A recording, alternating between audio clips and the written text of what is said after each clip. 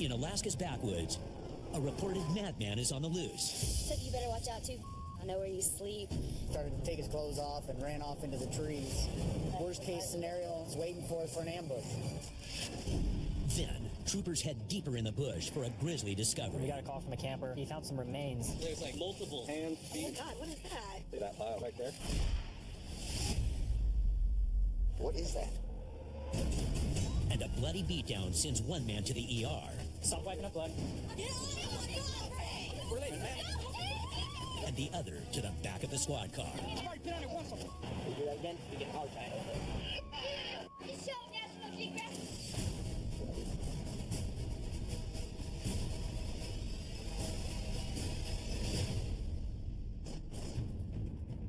It's late night in the Matsu Valley Back Monday 17. when Trooper Joseph Hess gets a chilling call. We got a call from a camper who reported he found some remains near a boat launch. He says it's not just bones, it's some muscle and sinew, and looks like it's not too old. He told me he's an experienced hunter, and they didn't look like animal to him. He didn't know what it was. The vast wooded areas outside Palmer provide the perfect dumping grounds for items people don't want found. I mean, if he's an experienced hunter, he should be able to tell if it's an animal or not. And he also mentioned there was a hotel key nearby or in the remains, so we'll go there and see what it is. Mac Monkey 17, 1023.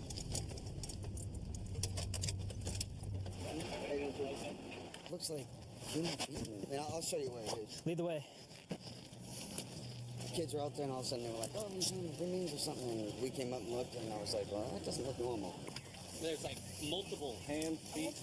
I didn't want to alarm anything, but I just wanted to at least make it known that something's out here. And Part of that pile right there. Right there. You see it? Mm-hmm. That's giveaway. Look at that. I don't know what that's. see what I'm saying? God, what is that? I mean, it looks like the toes of a human. I mean, I hunt and everything, but it's still like, something like that. It's like, what is that? That's a hand. Yeah, this is bear. Bear paws and forearms look extraordinarily like human remains. But what would this be right here? Could be anything. You know, it could be just a gut pile from, two bears or one bear.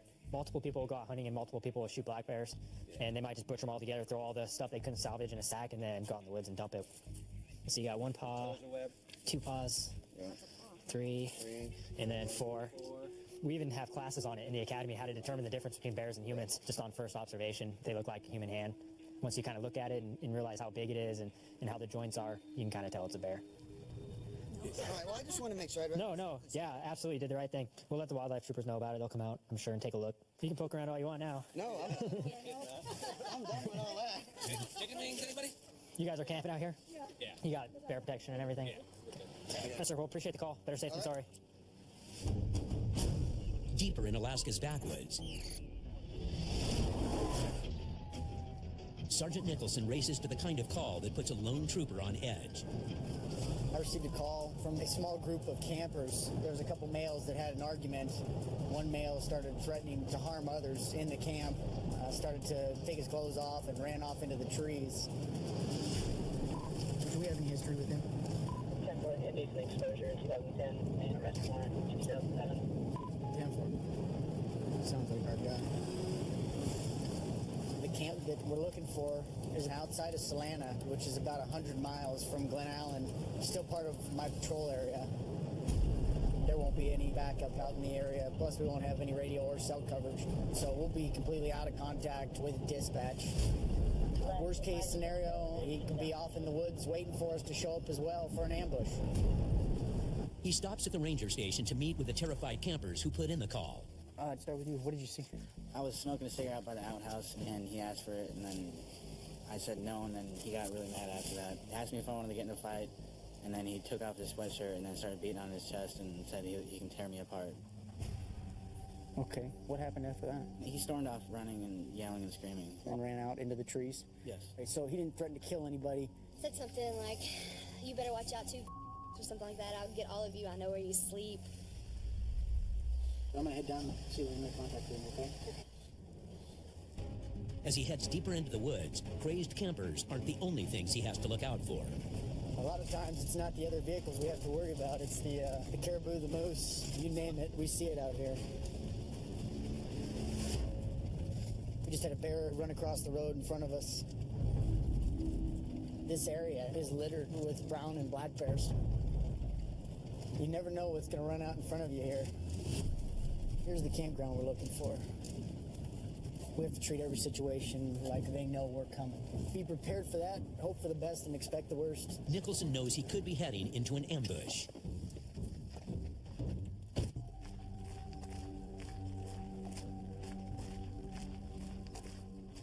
You got to be in your right mind. You got to be thinking about all the variables that come into play.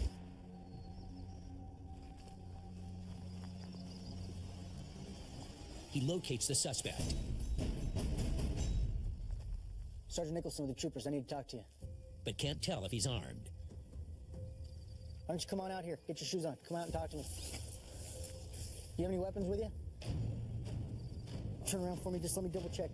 He comes up clean. What's going on tonight? Well, basically, it's just he was smoking a cigarette.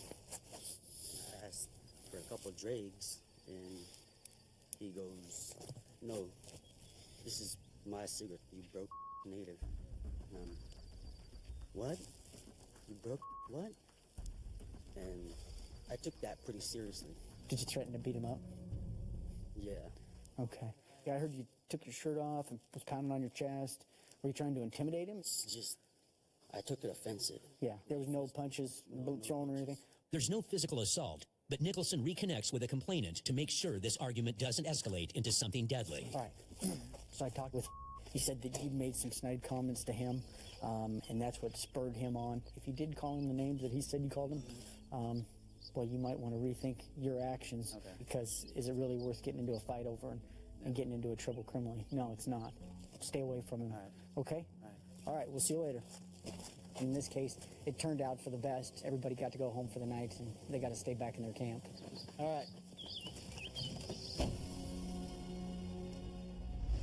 Back in the Matsu Valley, It's M5 with the other units. it's 6 o'clock, and all hands are on deck for a gun call. Now we're going to a call with a gentleman. He's reporting people trespassing on his property. He's basically wants to go take care of it himself. In other words, he's saying he's going to use firearms and go confront the people out there. And the trespasser is just as dangerous. The neighbor is a trespass issue. He's 1098, possibly a little 1096 as well.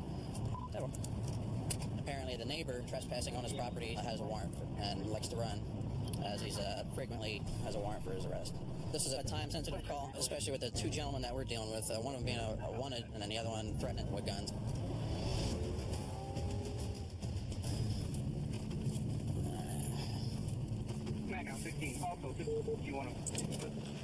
The troopers arrive in fours and park out of sight. Okay, so last time I arrested him, he ran from me, so we need to hurry. It's gonna be that one real quick. You got the back key? Yeah. They surround the house where they believe the trespasser is hiding. Taser in hand, in case he bolts. Take overs. Where is he? You can go in there and look. All right. Can you stay there, please? Suddenly, Phillips hears something downstairs. Yeah, moving inside, running inside, running inside.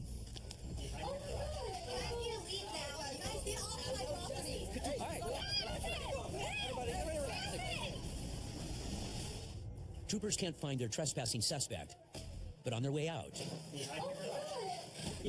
they spot a different man with an arrest warrant. You guys have a warrant? Yeah. Because you guys need a warrant. Now, the irate homeowner turns on the troopers for unexpectedly putting her guest in cuffs. Everybody sit down, please. Oh my God, what the hell? I need to leave now. Mine's gonna pull my gun right now. Hey, let's go. Let's go. All right. Everybody, we're late, man. Man, please. Please, man, please. Stop! Get off! Hey, man. You guys look at 30. Show National Geographic 7.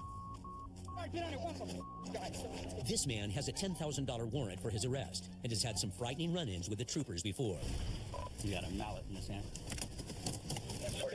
Why are you carrying a mallet? I just picked up that. Hey, turn around. You got blood all over you. What's going on? Oh, my cousin just came up to me and started fighting with me. Your cousin came up to you and started fighting? Where's your cousin at? He took off in his car. Hey, you didn't hit him with this mallet, did you? No. I wish I could take these off. Remember that? This thing, dog.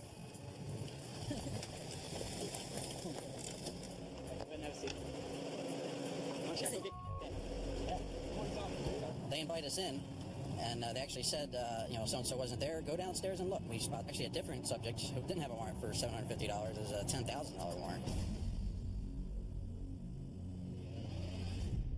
As night falls on the Matsu Valley, the action picks up. Complainant called on 911, reported that his neighbor was in a fight with a male friend. The male is bleeding. He's just disconnected. Right down the road. The neighbor called in saying they could hear a disturbance with a woman yelling, no, no, no. I'm pretty sure we'll be first there.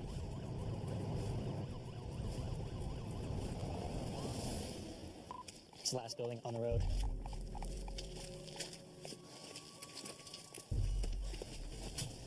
Sit down. Right here. Sit down. Sit all the way down. Sit down right there. Where's the person that's hurt? Stop wiping up blood. Sit down. Stay there.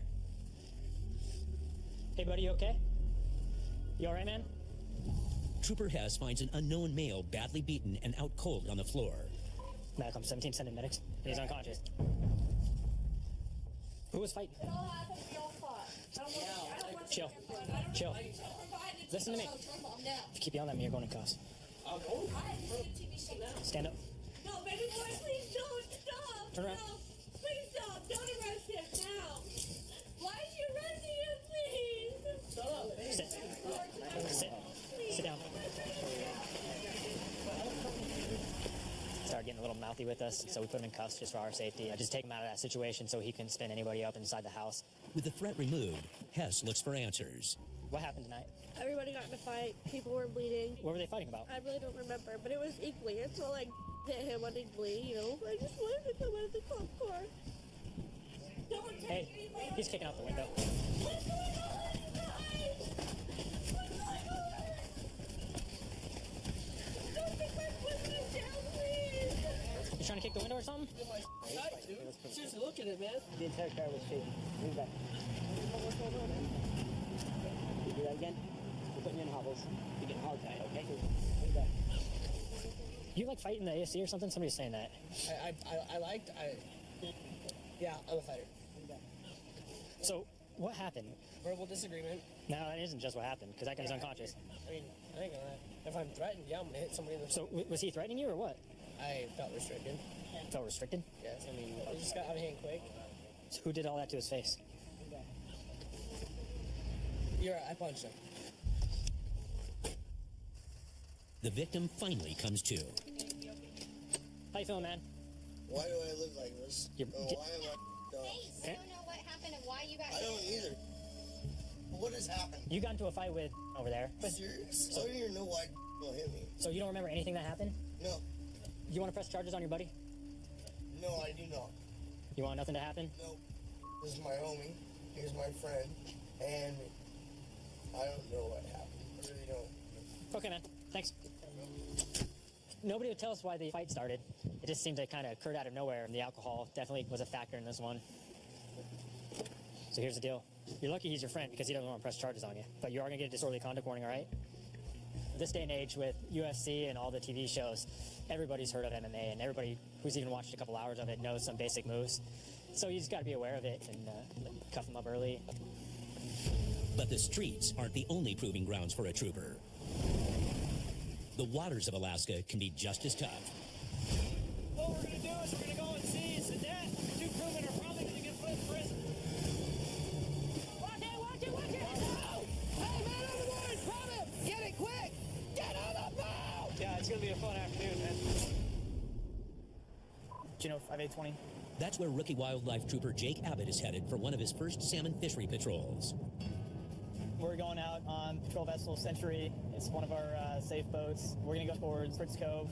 It's a pretty popular spot this time of year for the spring king salmon. He's partnering with veteran wildlife trooper Aaron Frenzel in case things go sideways. If something happens, get on 16 and call for the Coast Guard. If you need to tell them where you're at, on the GPS, here's the position. You just read out those numbers to them. They'll know what it means. That's about it. But with water temperatures just above freezing and blustery winds, the rookie's a little nervous. I have to say the most stressful thing for me is making sure I don't fall into the water. This is typical spring weather for Southeast Alaska. It can be pretty rough. There's a lot of wind that interacts with everything, and you just don't want to fall in. A quick dip in these waters can kill in just minutes. So we'll head out. See if we see any guys out fishing today.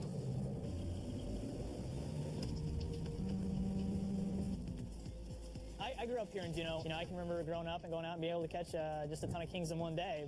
Now it seems like it's just getting harder. And big salmon hauls can mean big money.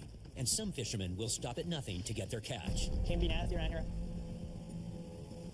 They reach the cove and quickly spot a boat that's breaking the law. They've got too many lines in the water. 3? We've got 3 rods. It's mid-April, and this early in the season, each licensed fisherman is only allowed 1 line in the water at a time. Come up to boats. Most people you contact around here have a firearm. If they're fishing, they're probably going to have knives. You definitely want to pay attention to what people are doing and what's going on.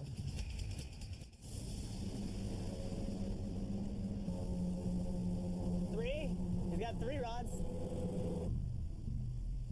Overfishing is against the law, and wildlife troopers take it very seriously, handing out steep fines and, in extreme cases, even jail time. Hey, how you guys doing? All right, how are you? Not too bad. You guys got your licenses and stuff with you? Is anyone else that's on board? Yeah, there's one other adult, 2 children. Okay, who's all fishing today? You're not fishing? Just him? What's that? Just me. Is there any guns or anything on board? Okay. So my name's Trooper Abbott. I'm just gonna hop on real quick and talk with you guys, all right? Basically, we got 3 adults, 1 sport fish license in this case, and 2 poles we can fish. So either one guy with the license was fishing 2 poles, or someone was sport fishing without a license. See how this goes. The rookie boards the boat alone to get a straight answer. Just gotta keep an eye on her, see what she does here. I guess kind of what the deal is, you got 3 people on board the boat. You got more than 1 rod in the water, and you got 3 rods on back. No, yeah, I just don't leave them inside. Sorry. Okay. So, either A, someone's fishing who potentially doesn't have a license, Okay. or... Well, he was reeling in because he was just trying to help get him out of the crops. You're fishing 2 rods. You can fish 2 rods per person right now, as far as I'm concerned. No, it's only 1 rod per person right now. Sorry. I know, I didn't want to get these guys in trouble. I thought it was 2. If you look in the regulations, it will actually tell you 1 line. It's under the general provisions. Yeah, okay, yeah. Okay? Trooper Abbott issues the man a $110 citation and heads back out on patrol. Thank you, gentlemen. But the conditions worsen, making the job all the more dangerous. Well, it's nice in here, but out there it's picking up still. That wind is getting nasty. Yeah, it is. It's continuing to get harder. As they round the point, they spot a skiff too small for these treacherous seas. You want to wrap right up to them? I'm going to come up on this side of them. I'll put them on our starboard side. Hello, how you guys doing? We're just going to check your license and stuff real quick if you can pull that out. Whoop. Backwards. Oh, they're being pushed into us. I got to be on the controls. Trooper Frenzel struggles with the surf. A collision could capsize the tiny craft and plunge the couple and their St. Bernards into the freezing waters. Too much wind. Give me 1 second here. Let me check these. Both these people look good. Their paperwork checks out, but Frenzel has bigger concerns. I don't think he realizes how big the water's getting out there. It's getting pretty rough out there, so you guys know. Yeah, so we're just going to go ahead and pull you guys in, just to make sure you make it in all right. But we're going to go ahead and pull them into the harbor to make sure they make it there all right. The wind's starting to pick up, and this water's starting to get pretty stacked. That's a lot of dogs. On a small boat, definitely not very much fun. I bet you she is just living. I hope he intends to cut out. You might be scared to turn. So. Try to turn around and get yourself in trouble. If you don't time it right, do it. Oh, here he goes.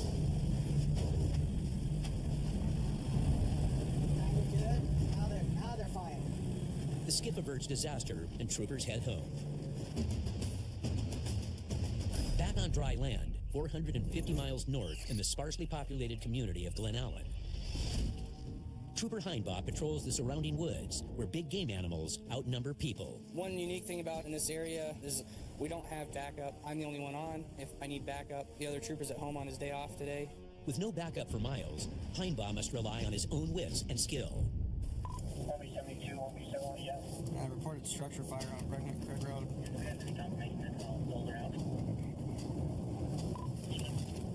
The house is burning out of control, and the homeowner may still be inside, but dispatch doesn't know where the house is.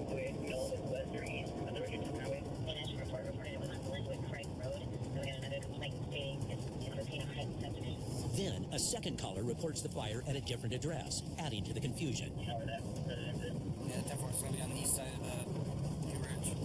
So when they mentioned the caller's residence, I know who the caller was. And there's a high likelihood that we'll be the first ones to get there. And I don't have any of the gear or anything, so if I went in, it'd be wearing what I'm wearing. Do what you need to do. But Heinbaugh's knowledge of the area leads him straight to the burning house. I see a bunch of black smoke right now. Wildlife trooper Levi Duell is already on scene. He flags an enormous death trap. Fuel tank. With no sign of the resident and a fuel tank that could blow at any minute, a neighbor arrives with more bad news. So he's got some firearms and ammo in the back bedroom over here, so might want to stay clear of that section. I set the weight on fire now. That noise me for the plane. Most of that's probably ammunition, actually. That popping is. Help finally arrives, but the flames could still spread out of control, sparking a deadly wildfire.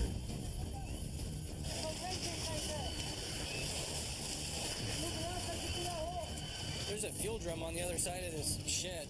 You're gonna get it? Yeah. All right, I'll let him know. I gotta get him to fire back up.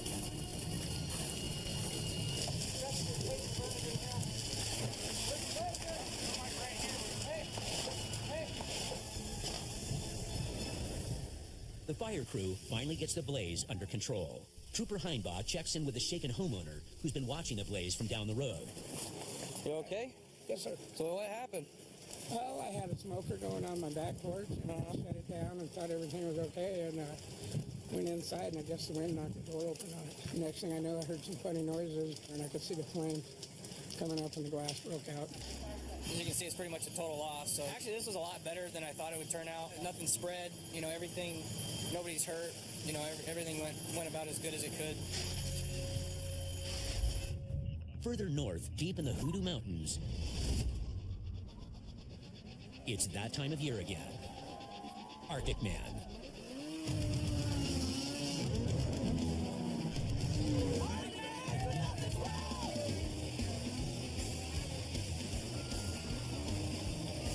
There he goes. Damn, man, when you hear those things wind open, it makes you want to look. This is the 27th year of one of Alaska's most extreme sporting events.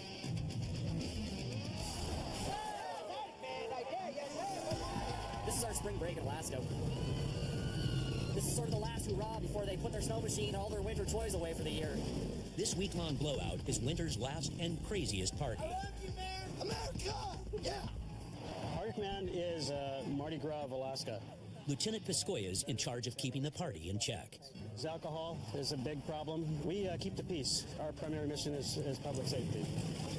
But that's no easy task. With an estimated 10,000 partiers attending this year's festival, troopers are outnumbered almost 700 to 1. Worst situation would be a bunch of really drunk, angry guys that would outnumber me or a couple of troopers. How many times have you come here? For at least 20 years. Came here before there were any state troopers here, and this used to be an absolute nut house. A couple people get killed every year. We got everybody? Let's go over some things here. Let's get started. I've never seen it this full on the first day, and that's because of the weather. So we need to be active on the patrols. This weather is going to drive a lot of activity up, and there's going to be a lot of drinking going on. If they refuse to leave after your first warning, arrest them. If you screw up here at Arctic Man, you will be arrested. After receiving his orders, Trooper Ryan Mao heads out for his first Arctic Man patrol, unsure of what to expect. We're just going on some basic patrolling around the Arctic Man event here, making sure people don't do stupid things. We're a visual presence. If they keep seeing us patrol, we're hoping the less likelihood that they're going to do something stupid later on tonight. If you want to walk to the beer garden, you got a full rack of beers. Sure. You can drink while you walk there. Yeah, It's like a fanny pack of beer. I like it. It's only 9 o'clock. It's gonna be a long night for you, isn't it? Oh yeah. All right, brother. Well, you be safe tonight, all right? All right. See you later. All right, man. But the PR mission doesn't last long. A fellow trooper pulled over a man with a gun, and he needs Mao's assistance. Called one of our undercover units. Conducted a traffic stop, found out that he wasn't licensed, that there was strong odor of marijuana coming from the vehicle. Found a pop pipe, miscellaneous bit of marijuana, loaded firearm in the vehicle as well. Fearing it's just the tip of the iceberg, troopers get a search warrant and cone the vehicle. So let us search front to back, and then we'll go trunk. I got that bag yet. Not this one? Can you check that back pocket of the seat? Yep, we emptied it.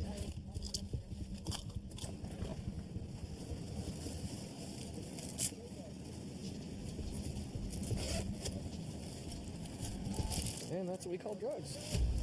That is a lot of little individually packaged baggies. You obviously brought that to Absolutely. We found a note saying how much the marijuana was purchased for. And each cell has a listed price and how much was sold. The amount of cash you had in his pocket, you don't have to make change for. This is intent to distribute here. All right, into the limo. Into the limo we go. That's more drugs out of the campground. But when night finally falls, the drinking rises to another level.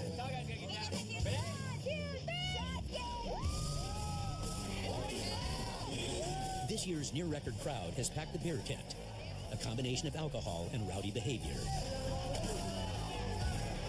And once the beer tent closes, the action picks up. A group of campers is lighting off propane bottles. People have been lighting off propane? These guys are denying it. Yeah, are they doing that over there?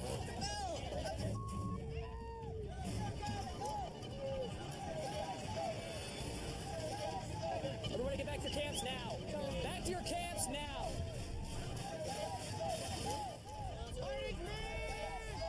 Everybody get back to your camps now.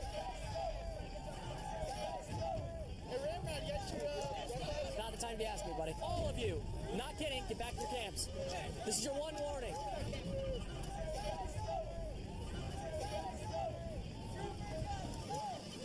Back to your camps, all of you, now. Trooper Mao and the rest of the troopers settle the crowd before things get out of hand. Hennessy, let's go. And the night ends without a major incident. It's the 5th day of the Arctic Man Festival, race day. The main event is one of the most unique in the world. Skiers race in tandem with snowmobilers reaching speeds of up to 80 miles per hour, and all for the grand prize of $60,000. But Lieutenant Piscoya wakes to some disturbing news. I had a meeting with the avalanche people, and they were saying the south side of all these mountains start softening up, and that's where we could experience some cornices given away. Each year, deadly avalanches are reported all over Alaska, killing an average of 5 people annually. With warm weather forecasted, heavy wet snow can trigger a massive slide, burying racers alive. I think this is the most snow we've had over the last 5 or 6 years. This is where it would happen if it was going to happen. Troopers allow the race to continue, but keep a watchful eye on the mountains.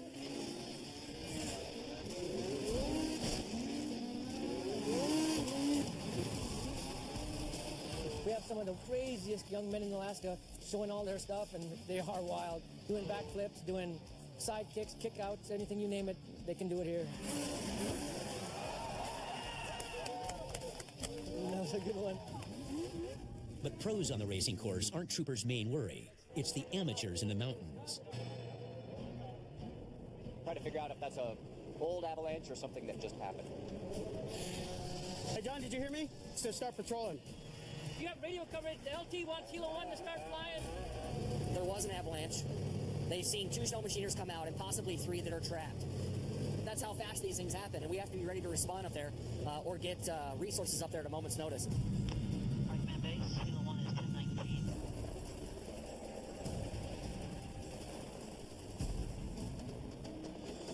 It's always a concern because you have so many snow machine riders out here, and the terrain is just ripe for avalanches. Look at that. That whole face just came down. See that?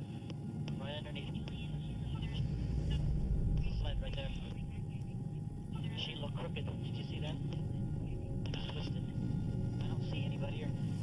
If the missing men are buried in the hard-packed snow, they could suffocate in a matter of minutes. That's a lot of snow, huh? Troopers can only watch anxiously from base. Staying towards the ridgetop, he's approaching from that side. He's trying not to make another avalanche up there. Like the cornice is off to the right. Yeah. That'll get that whole face started if it lets loose. The pilot tries to get a closer look without triggering another slide. Ooh, there. See they fractured it? They're cracked? Oh, yeah. The trap right below us. One set of traps going up, turned around, comes back. What do you think you were saying? I see it. Didn't see that? A lucky break. What looked like a speck in the snow turns out to be the missing men. Okay. He's just sitting down there, he's vivid. Thumbs up. Okay. Look clear then?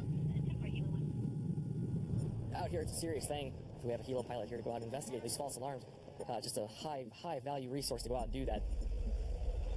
Despite record amounts of snow and people, after 7 long days, the festival wraps up without any major incidents, and Lieutenant Piscoya breathes a sigh of relief. It wasn't too bad. No troopers hurt. Some things we can't prevent. I am so glad that it's over. Every year I'm so glad it's over. I need a week off or something after this is done. In the heart of the state, Fairbanks is the gateway to Alaska's rugged interior, where dozens of small communities are flung across hundreds of miles of wild and Arctic terrain. Keeping the peace in this vast area is uniquely Alaskan. I just recently switched over to the rural unit. It's been a very different experience so far. There's just a lot of conveniences that we don't have here. There's kind of a different sense of preparedness that you have to have. On patrol, I knew that I was going to have backup within a decent amount of time if I needed backup. I don't have that same sense of security going to the villages. You just have to be on guard at all times.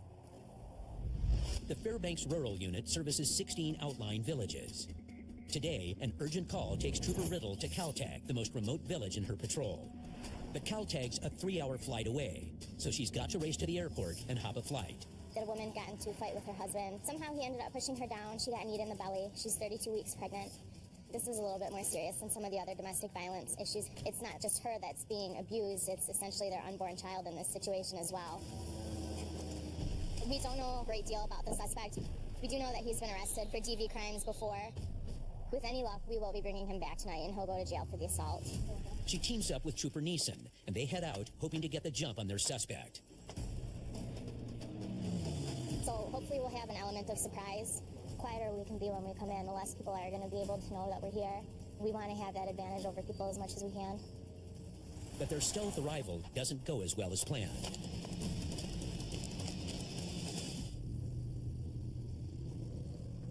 We've been on the ground about 10 minutes, and there's already 2 trucks, 4 four-wheelers. You know, there's like 20 people 100 yards from us.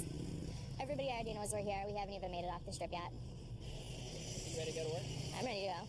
Kind of lose any type of tactical approach, especially because we're walking into town. The troopers waste no time and begin their 2-mile hike to the village to arrest a man. When I was on patrol, I typically knew what to expect. I've never been to this village. I've never been to these people's houses. We kind of have to rely on the people in the village to get us to where we need to go. Every village has a different personality. Sometimes they're helpful, sometimes they're not. It's like this is a village that's kind of unfamiliar to us. We don't work here very often. It makes me a little bit nervous when everybody knows that we're here. By now, the rest of the village is already expecting us. We can either cut through the trail back here, or we can go around the other side and come in from the back. With 10 people watching us. They find the village store and begin to look for the suspect. Hi. No, sir. We just need to talk to him. Where does he live? It's supposed to be a greenhouse down here. I haven't seen him. In the villages, not everybody wants to talk to you. They don't want to tell you where the bad guy is at.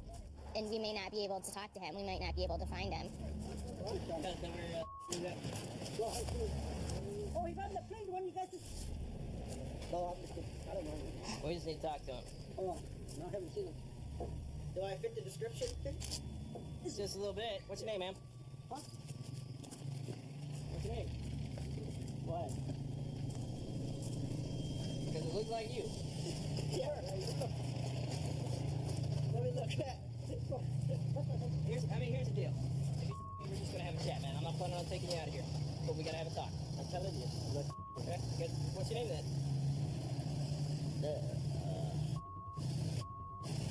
Aaron what?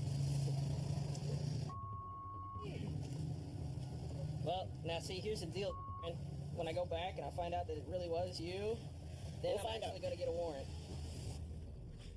Okay. Wild animals. We look like Blade, that's all. This guy over here may or may not have been our original suspect. Denied it, but it took an awful long time to come up with his name, so. With no new leads, troopers move on to see if the allegedly battered woman might help them. She seems pretty hesitant.